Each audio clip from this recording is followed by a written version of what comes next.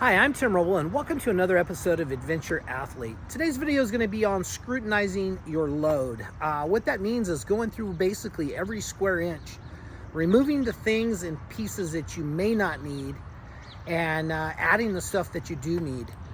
So starting with the truck, if you watched the last video, this build is just a little over 4 years old now, complete. But I had moved out of it, and that actually was an issue. So what happened is I loaded this up with my 450 to go out to the trials event and do the enduro line. So I had moved out. I had to put some stuff back in because I decided not to sell it because it's really a neat platform. And while we're talking about platforms, 3 distinct platforms that I'm going to have that I'm going to be changing vehicles out as I go through the years. The Expedition truck, Oscar Mike, that's built to kind of live out of and have every single thing that you may need. It has a full machine shop in it, welder, fabrication table, everything that I could think of that I could possibly need. The Adventure truck, which is meant to do longer mileage, more on-road, not a crazy off-road rock crawler adventure type vehicle because of the height and just the ground clearance. I'm only running on 35s, although I do have a long travel suspension and an ARB Curry Dana 60 in the back. Works really well off-road, but I don't like to take it in that hardcore type stuff. So that's why I'm building the Humvee as an overland vehicle. So I will have a specific kit that's very particular to each one of these vehicles. So the first thing that I noticed, we'll go back over here. The first thing that I noticed when I got out there is I was lacking some of my tools. And of course, not riding the 450 for a while, I had some stuff that I needed to tune in on it. So I went to my tool section and it was very sparse, and I didn't have exactly what I needed. Let's see if I still have that in here. Yeah. So I run the highway dirt bikes bar ends, and they have a Allen screw for it. I didn't have an Allen that was that big. This is a hole saw that still has a piece of Ty Buttrey's Thor Outlaw in it. That's what I drilled the hole to run the cabling through for the Reboost that came with it. But I ended up utilizing this. This is the same size as the bolts that go into the bar ends. So I used that with a pair of vise grips to take that out and tune everything like I wanted. But what that did was it set a ball in motion to go through and scrutinize every single piece of equipment. So what I did is I pulled every tool out of here and went through and said, hey, do I need this? Do I need that? Do I need something different? And so I've moved to a soft bag with sockets, wrenches, pliers, and everything, just because it comes in and out of the hole and it takes up less space than a hard pack. I had standard wrenches, but I didn't have metric. I like the swivel. I usually buy the expensive gear wrench that's got the little switch on them. But for in here, this was fine. I think those were like $60 off of Amazon. That's another thing that was great, was being able to utilize Amazon. I'm not paid by Amazon. I was an affiliate at one time. I'm no longer one.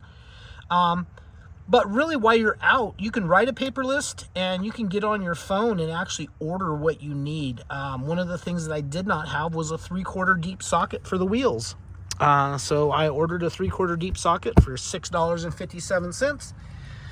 And that came in, and that fits my wheels. So, could I have gotten by with not getting that socket? Maybe. I might have had a 3/4 in there or something metric that could have worked in an emergency. But being able to change a tire, you need to scrutinize your kit. Does your jack work? Will it reach your axle? You bought a jack, but is your vehicle too high for the jack to work? Things to think about. So I went through every single little piece, making sure that I'm not carrying extra crap that I don't need, but when I need something, recovery straps, the controller for the winches, making sure that I had everything. I had pulled an electrical kit out of this, and I didn't have any of my wire or test light or connectors, because I did have an area on the bike that I blew a fuse on the fan, which was really important to have for the event. I ended up DNFing on the event anyway because my fuel sat too long once again in my fuel tank. And so, you know, once again, things to think about. And I heard it before I left, and what it would do, it would run, but it was a little rough down low, so when you pop the throttle, it would flame out, and that's a no-go when you're trying to ride extreme. I was able to get some serious good training in, but the bike just progressively got worse. Those little particles filled up the filter and wouldn't allow the bike to run down low where I prefer it. So one of the things I did was I ordered a new, I bought a whole new fuel filter. I bought a fuel pump assembly.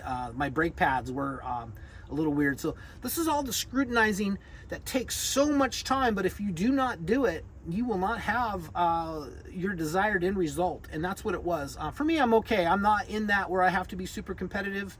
I have enough of those first place plaques where I don't need another one. I think right now I'm actually starting to throw a lot of that stuff away. Another one of the things that I didn't have, I can see it hanging here, is I didn't have a headlight. We had a Sidewinder come through the camp at night, and I did not have a way to look for anything on the ground when we were going to the fire that night. My little side lights up here stopped working. This is a kit that utilizes, that's set up for a pickup bed, and I got the white lights off of Amazon, and the other kit came off of Amazon too, of course, but it can do white and multiple colors.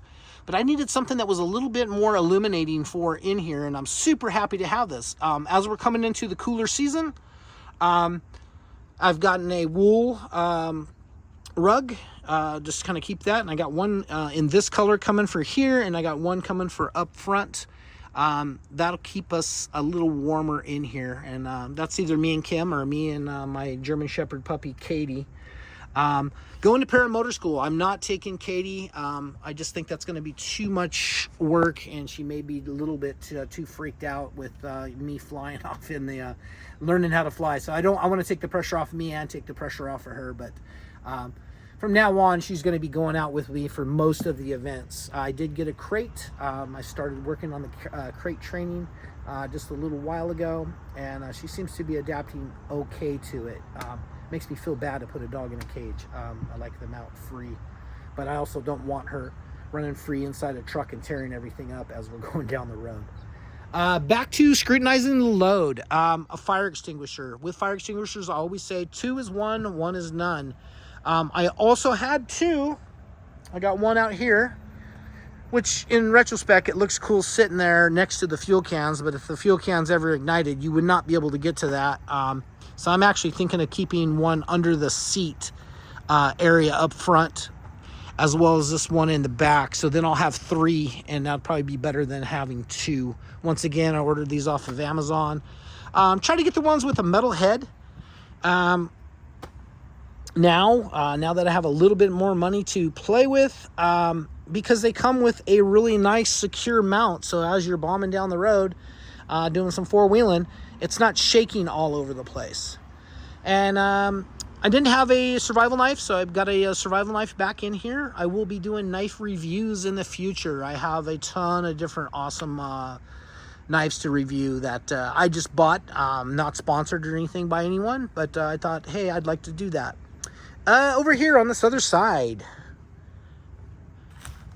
although I did not get injured or hurt, I thought I had a first aid kit in here, and so I bought this off of, once again, Amazon, and then I've added to it a bleed stop kit, general bandages and cleanup, and then I'm also carrying 2 tourniquets. These are cheap. These are like 12 bucks off of Amazon, and they could save your life, especially doing something you know, like I do out on the road and doing bicycling, mountain biking, motorcycles, paramotor.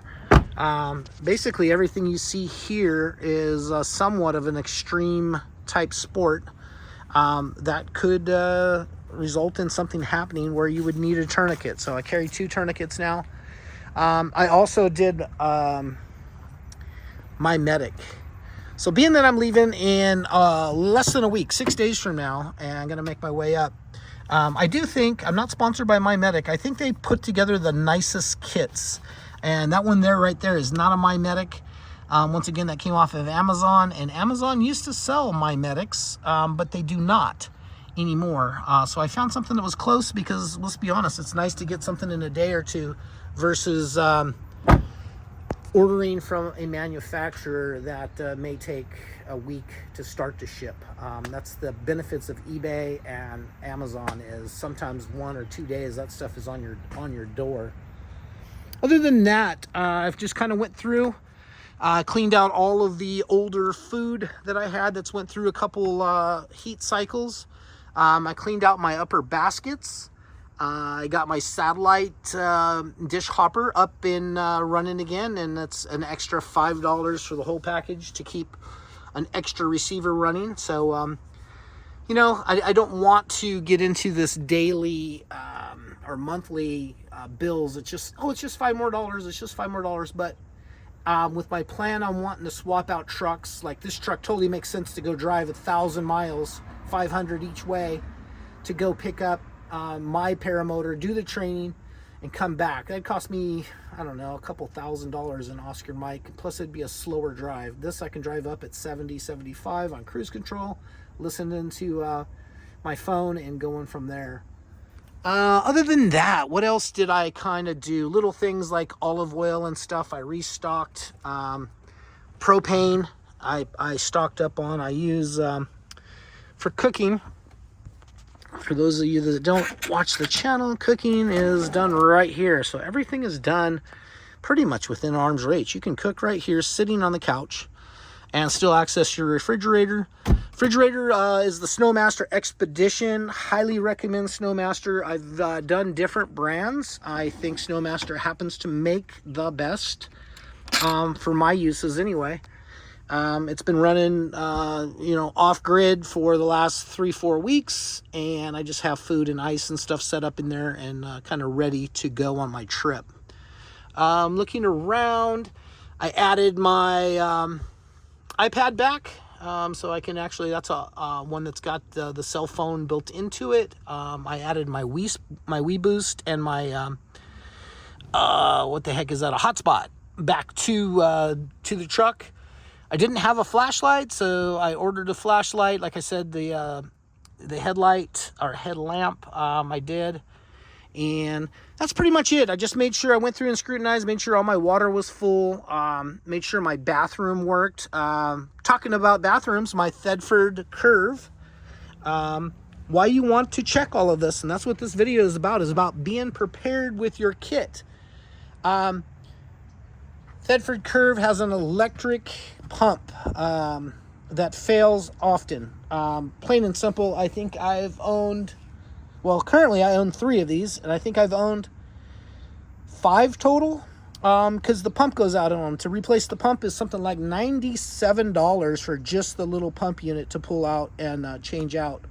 What I found out, first time I've done it, I called customer support and said, hey, this is what's going on with this, and yeah, they sent me a new pump out for free. So 3-year warranty on those curves. That's gonna be it for now. Questions, comments, please hit me up down below. I appreciate each and every one of you guys. If you haven't liked and subscribed and you're with me now, please do. That's gonna be it for now. I'm Tim Rubble, and I'll catch you here next time.